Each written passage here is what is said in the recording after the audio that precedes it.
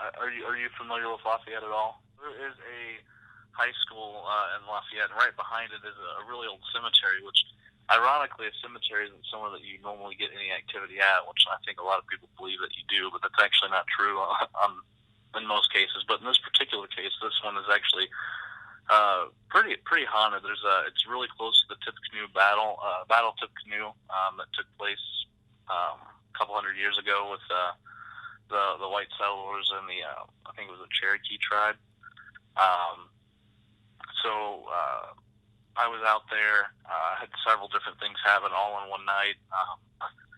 Had a recorder sitting on a tree, and it flew off at me when I asked it to. I had remote start on my car, and it ended up starting. So whatever was out there, it ended up pressing the button on my remote start that actually started my car. I heard something say my name, not just like through a recorder, but actually with my ear. And then after we ended up going home that night, I think we assumed that something followed me home because I have like recordings of whenever I was out of the house. I mean, you hear like cabinets opening, doors opening and shutting, just uneasiness feeling in my entire house. I found a Bible. Have no idea where it came from. Never seen it before. That was propped up against my bedroom door when I got back home after being out somewhere. And I actually was on my ghost story on Biography Channel for that experience. I would like to say that our team has more of a scientific approach to things than anything else. Probably the most negative thing I've ever experienced was probably at Pierce Cemetery, the original story that I told you.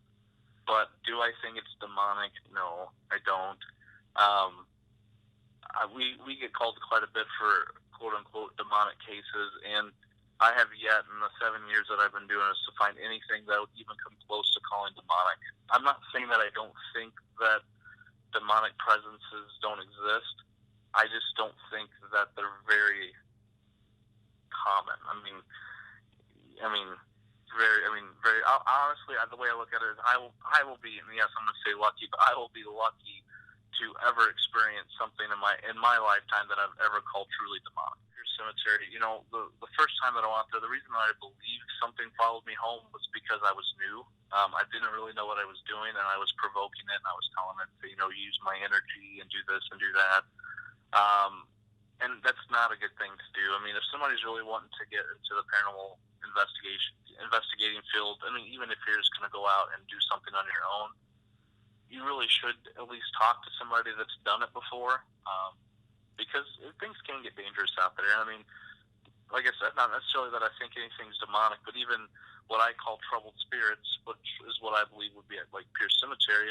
Granted, they can't necessarily physically harm you, but it can cause a life change if you have no idea what's going on. And if let's say your house is completely normal, and then you come home and then you've got things opening and shutting cabinets. It's going to scare anybody. To the point to where it can affect their lives. You can move out, or it can cause issues at your job, or just, issues you sleeping at night. It's not necessarily when people say paranormal investigating can be dangerous, it's not necessarily like physical harm dangerous all the time, but mentally it can be very dangerous.